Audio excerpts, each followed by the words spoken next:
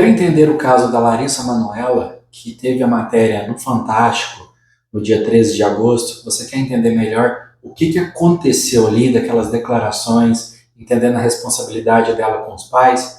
Olá, eu sou Luiz Costa e nesse vídeo eu vou falar sobre esse ocorrido, dessa matéria acontecida no Fantástico, que ocorreu no Fantástico, no dia 13 de agosto, na qual a Larissa ela fala teve problemas com seus pais em relação às empresas que ela tem com eles, entendendo que eles ocultaram informações dela, que ela não tinha sequer acesso ao dinheiro que as empresas geravam, e levando também em consideração que a participação que ela imaginava ter na empresa, que de fato ela não tinha, alegando que ela deveria ter 33%, mas na verdade ela só tinha 2%. Para entender isso, vamos utilizar das informações colhidas no Fantástico, que foi passada no Fantástico, e também no documento da constituição da empresa em 2014 que a Larissa teve com seus pais, e gerou essa empresa dos 2%, que é toda essa confusão. Demais informações eu não tive acesso, então eu não posso falar mais nada a não ser as informações que eu tive. Então aqui não é uma questão de falar que é isso ou é aquilo, pois é necessário ter mais informações para poder trazer uma visão mais concreta do caso. E também lembrando que aqui não é para trazer nenhum juízo de valor, apenas utilizando direito empresarial, no mais societário, com essas informações. Primeira questão. Em 2014, de fato, Larissa com seus pais iniciaram uma atividade empresarial, eles fizeram uma empresa, iniciaram ela. Em 2014, Larissa era menor de 18 anos, então ela precisava ser representada pelos seus próprios pais nessa sociedade. Não há nenhum problema do menor de 18 ser sócio da sociedade, desde que ele tenha um representante com ele ou uma pessoa que possa fazer essa assistência, para que ele seja um assistido na sociedade quando é 16 anos ou mais. Primeiro ponto. Olhando aqui no contrato social, 2014, esse contrato é público, está na ajuda comercial.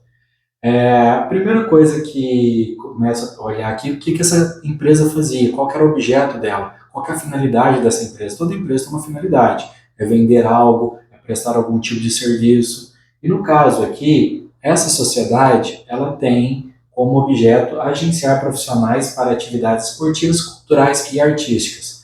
Produção teatral, produção musical, produção de espetáculo de dança e loja de departamento ou magazine. Então a empresa ela tem que fazer isso. E não necessariamente ela precisa fazer isso apenas com a Larissa, ou seja, fazer uma produção teatral dela, participar disso, agenciar a Larissa, pode fazer isso com outros profissionais, mas a princípio eu acredito que essa empresa foi criada só para ela, mas não necessariamente precisa ser, pode ser que eles conseguiram outros artistas para ser financiados, mas eu não tenho essa informação, apenas a título de curiosidade. Uma coisa que é interessante nesse contrato social é que nessa sociedade, a Larissa tinha apenas 1%, sendo que o restante da sociedade ficava em nome do pai e da mãe, 50% para a mãe, 49% para o pai e 1% para a Larissa. Uma outra coisa interessante é a respeito da administração da sociedade. Como assim, Luiz? A administração quando eu tenho uma sociedade, existe dois tipos de sócios. Por exemplo, tem um sócio que ele apenas emprega o capital e participa de algumas reuniões para votar, e não faz mais nada pela sociedade. E tem um outro sócio que ele trabalha pela sociedade, ele assina pela sociedade, ele responde pela sociedade. Esse sócio é o sócio administrador, ou alguns também chamam antigamente de sócio gerente, ou seja, ele faz parte da administração e gerência da sociedade. No contrato social de 2014 entre Larissa e seus pais, todos eram sócios, inclusive sócios administradores, todos eram sócios administradores, inclusive a Larissa. Essa é uma questão importante, porque em tese a Larissa teria todos os poderes em relação à sociedade, mas é importante frisar que ela é menor de 18 anos, então por ser representada pelos seus pais, na prática quem tinha administração era apenas o pai e a mãe da Larissa, mas lembrando que essa informação ela existe para todos terem administração desta sociedade. Em 2015 teve uma nova alteração no contrato social. Nessa alteração é apenas para modificação de endereço, não tem nenhum problema até aí, não é importante. Mas em 2017 ocorreu uma alteração importante, em que ela adicionou alguns elementos nessa nova relação empresarial entre Larissa e seus pais. Dentre as relações que aconteceu foi um acréscimo no objeto social, ou seja, naquela finalidade da empresa, adicionando que eles poderiam fazer edições de livro, aquisição de direitos autorais de outra pessoa, inclusive da Larissa, por exemplo, e gestão de direitos autorais, ou seja, fazer a gestão dos direitos autorais da Larissa ou de qualquer outra pessoa. Então, esse é um ponto importante, porque adiciona um objeto a mais em relação, provavelmente, da crescente da carreira dela. É o que eu imagino. Mas teve uma coisa muito importante que eu que tenho que frisar, é que em 2017, quando teve essa alteração, eles modificaram também a participação societária. Lembra que a Larissa tinha só 1%?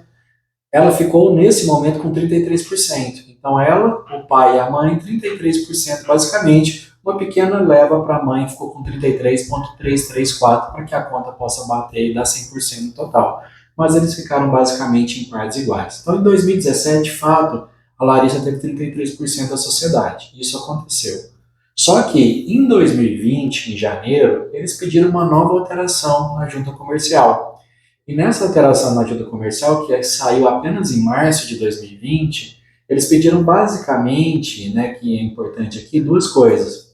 Uma é a modificação dos percentuais de cada um na sociedade. Então, nesse momento, em 2020, quando a Larissa já era maior de 18 anos, ela tinha, se eu não estiver enganado, dos 18 a 19 anos, a Larissa tinha 2%. Então, em 2020, em março, saiu a alteração e colocou 2% para a Larissa e 49% para sua mãe e 49% para seu pai. E nessa mesma alteração, eles tiraram a administração da Larissa. Então, em 2020, a Larissa não era mais administradora da sociedade. Então, ela não tinha esses poderes de assinar pela sociedade, de se responsabilizar e falar em nome da sociedade, por exemplo. E aí, pegando aquele gancho na matéria do Fantástico, trouxe que também em 2020, em junho, ou seja, 3 meses depois dessa alteração, a Larissa abriu sua própria sociedade. Eu não tive acesso a esse documento, mas dentro de uns sites aqui em pesquisa, eu consegui ver, e também bate aqui em relação à data de abertura, que foi em junho de 2020, essa segunda empresa da Larissa. E nessa segunda empresa, ela traz, dentro daquele objeto social, algo muito parecido com o que a empresa com os pais fazia. Então, basicamente, dá para entender que ou a Larissa criaria uma empresa que, em tese, poderia competir com seus pais, ou simplesmente ela entendeu que, eu quero agora começar a assinar todos os contratos pela minha empresa e vou fazer exatamente o que aquela empresa fazia com essa minha nova, e só que essa empresa é só minha, todos os lucros são só meu, e todas as decisões são só minhas. Então, não sei se tem alguma coincidência, mas quando a Larissa criou essa empresa, pode ter sido em razão dessas decisões que eles tomaram nessa empresa anterior. Lembrando que a Larissa ela assina todas as alterações de contrato social, inclusive de 2020, na qual ela era maior de 18 anos. Isso é importante. Agora, se ela leu ou não o contrato, que pode acontecer também, é muito comum os sócios que não estão participando daquela sociedade assinarem os contratos sem ler, pode ter acontecido que ela não percebeu isso. A gente não sabe, não dá para saber. Larissa alega que não sabia, os pais alegam que ela sabia. Mas, assim, no contrato social, se você assinou, em tese, você deveria saber daquilo. Então, em 2020, ela criou sua sociedade, a outra sociedade ficou com os pais, ela ficou apenas com 2% e a administração toda para os pais. Então, esse é um primeiro ponto, né, em relação à sociedade. Teve uma terceira sociedade, que era a holding, que foi falado, né? A holding, a ideia era, qual que é a ideia dessa holding que eles criaram? É participar de outra sociedade, ou seja, uma empresa é sócia de outra empresa, ou simplesmente administrar os bens que estão dentro dessa sociedade. O primeiro ponto é que essa terceira empresa, essa holding, que ficou entre 33% de fato para cada um, dentro dessa empresa, elas não são sócias de nenhuma das duas empresas anteriormente citadas. Então, ela não é sócia daquela empresa de 2014, que foi aberta com os pais, e ela também não é sócia da segunda empresa, que é só apenas a Larissa que é sócia. Então, essa holding ela não tem nenhum benefício aos lucros que essas duas empresas têm. Agora, administrar bens, ela pode administrar e ela teria que registrar no seu nome. Então, por exemplo, se a holding é dona de algum imóvel, vai estar lá na matrícula do imóvel, entre outras coisas. A única coisa que deu para ver pela matéria da Globo é que ela era detentora de um capital social de R$ 100 mil. Mas não quer dizer que ela pode ter algo mais do que R$ 100 mil seja imóveis. A princípio, apenas foi a alegação da Larissa que eles adquiriram uma casa e um terreno lá no Rio de Janeiro, que está dentro dessa holding aí. Mas essa holding não é sócia dessas empresas, então ela não poderia receber nenhum lucro da empresa que a Larissa só tem 2% e nem a empresa que a Larissa tem 100%. Então, essa é a primeira questão. Agora é o seguinte, a Larissa, ela estava falando sobre essa questão de não ter acesso às contas. E aqui eu queria trazer essas questões do ponto de vista jurídico. A Larissa tem esse direito? Sim, a Larissa ela tem esse direito. Primeira questão, quando você é administrador da sociedade, artigo 1020 do Código Civil, você é obrigado a prestar contas aos seus sócios. Ah, Luiz, mas espera aí, hein? Mas lá para 2014, até basicamente 2020, a Larissa ela era sócia administradora. Se ela era administradora, ela teria também, ela não poderia pedir contas que ela mesma estava administrando, mais ou menos, porque a Larissa ela teria que ter responsabilidade na medida que ela fez esses 18 anos. Ou se ela tivesse 16, por exemplo, e emancipada. Até onde eu sei, ela não é emancipada, mas posso estar errado. Então, até ela fazer os seus 18 anos, essa responsabilidade de administração era toda dos pais. Inclusive, eles modificaram isso em 2020. Então, o administrador ele deve prestar contas ao seu sócio. E é obrigatório, inclusive, artigo 1071, inciso 1, 1071, inciso 1 do Código Civil, é uma das matérias que você delibera em reuniões ou assembleias de sócio, que é a prestação de contas pelo sócio administrador. Então, esse é o primeiro momento. O segundo momento é que o artigo 1021 também do mesmo Código Civil, ele traz que a Larissa, a não ser que tenha uma estipulação no contrato e não existe, ela pode a qualquer momento ter acesso às contas da sociedade, saber para onde está indo esse dinheiro, para onde está indo esses dividendos, esses lucros, o que está acontecendo. Então, é o direito dela. Inclusive, até um dever, por ser sócio, não pode deixar também aquela questão entregue. Então, esse é um primeiro momento. A Larissa, ela pode e deve ter acesso a essas contas, e seus pais não podem impedi-la disso. Então, é o seu direito. Agora, em relação à questão de se eu posso ou não ter sócios, se eu posso ou não ter administradores que não são sócios, porque a Larissa, lá na matéria do Fantástico, ela traz o seguinte, que nessa segunda empresa, onde ela é sócia sozinha, os pais eram administradores da sociedade. Eles também administravam a sociedade e ela não administrava. Eu posso ter um sócio não administrador? Pode sim, é o artigo 1066 do Código Civil. E aí a questão é o seguinte, a administração de uma sociedade, ela pode ser feita por pessoas que não são sócios? Pode, inclusive existe, qual que seria o quórum, né? O que eu precisaria para poder colocar um administrador que não é sócio? É o 1061 do Código Civil. Então eu posso utilizar o artigo 1061, por exemplo, e colocar administradores não sócios. Ou seja, a Larissa, ela poderia, se ela quisesse, e aí é um ato dela aceitar, desde 2020, ela já é maior de 18 anos, ela poderia colocar que seus pais seriam os administradores, ou seja, seus pais que assinariam pela empresa, que assinariam os contratos, que movimentariam as contas bancárias. Porém, os pais são obrigados a prestar contas para sua filha. Isso está dentro da lei, conforme eu falei antes. Então, a Larissa ela poderia sim colocar seus pais, que pode tirar, assim como ela o fez, mas ao mesmo tempo é uma responsabilidade dela, ela que escolheu colocar os pais.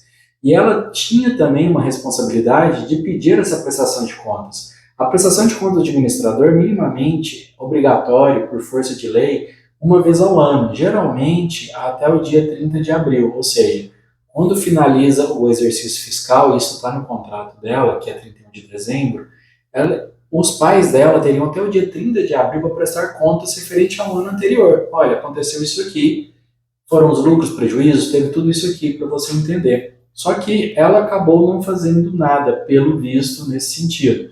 Então, é uma coisa que é muito comum no Brasil, que os sócios não fiscalizem seus administradores. Isso é independente se for pai e mãe, porque não é uma questão de confiança. É sim uma questão se a pessoa está prestando um bom serviço. Que às vezes você coloca uma pessoa na sociedade, ela não é uma pessoa que ela é boa para aquele tipo de serviço. Ela poderia estar em outra questão, ela poderia estar em outra posição na sociedade, ou nem deveria estar na sociedade de acordo com as aptidões dela. Então a Larissa ela poderia, como assim ela fez, colocar e retirar os seus pais da sociedade. E eles podem administrar a sociedade independente de serem sócios ou não, desde que ela concorde com isso. Mas ela concordou, inclusive ela assinou essa alteração, incluindo eles. Não é possível. E quando ela assinou essa inclusão deles como administradores, ela também ela era maior de 18 anos. Então ela também tem uma certa responsabilidade naquilo que ela fez por ação ou muito mais por omissão. Então isso também tem uma responsabilidade da parte dela, independente do caso dos pais terem feito coisa errada ou não, dentro do ponto de vista empresarial. Estou falando apenas em relação à lei. Então essa é uma questão assim, muito importante dos fatos que ocorreram em relação a Larissa. E no fim lá do vídeo, em relação ao Fantástico, ela falou que fez o distrato em relação à sociedade. Não é bem um distrato. O que acontece? A sociedade ela pode existir mesmo que o sócio queira sair. O que acontece é que a Larissa ela precisa notificar. No artigo 1029 do Código Civil, traz que o sócio que queira sair ele precisa notificar com uma antecedência de 60 dias. Só que dentro do contrato social que a Larissa tem com seus pais, já traz uma disposição própria sobre isso. Fala que ela pode sair está na cláusula quinta, ela pode sair da sociedade com antecedência de 30 dias, se ela queira retirar. E o pagamento dos haveres, ou seja, daqueles 2% que ela tem na sociedade, ele deve ser apurado, né, dentro de um balanço. E a forma de pagamento será na data que ela se retira da sociedade. Então ela pode sim sair da sociedade apenas notificando, que foi o que ela fez. Ninguém é obrigado a ficar numa sociedade, ainda mais com um caso indeterminado, que é o caso dela, e ela poderia apenas notificar. E ela fez essa parte. Então a Larissa notificou e assim ela vai sair da sociedade. Ela pode pedir esses 2%. Ela pode brigar sobre os demais percentuais, né, em relação aos 33%, se ela quiser, em tese ela poderia. Ela precisa trazer provas e de fato houve talvez um dolo, uma coação, em relação que obrigasse ela a ceder essa participação que ela não queria ceder. Isso é uma briga que pode ou não acontecer. Me parece que não vai acontecer pelas declarações dela, mas em tese poderia sim ser discutido.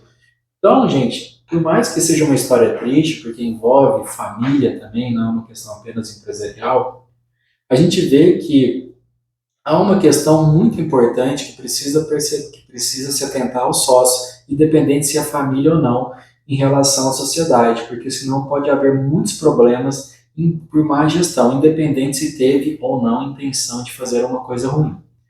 Gostou desse vídeo? Nos siga aqui ativando esse sininho para mais notícias, mais informes em relação ao cotidiano empresarial e jurídico das empresas, startups e empresários. Obrigado.